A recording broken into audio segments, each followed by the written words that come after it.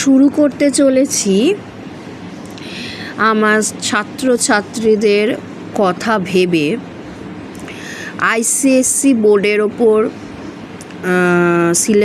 ICSE বোর্ডের সিলেবাসের ওপর নবম শ্রেণীর কবিতা ও গদ্য, দশম শ্রেণীরও থাকবে। দেখা যাক আর কত কি আমার স্টুডেন্টদের কথা ভেবে আজ থেকে আমি শুরু করতে চলেছি আইসিএসসি বোর্ডের সিলেবাসের ওপর। সবাই আছে, সব বোর্ডই এখানে হয়ে গেল।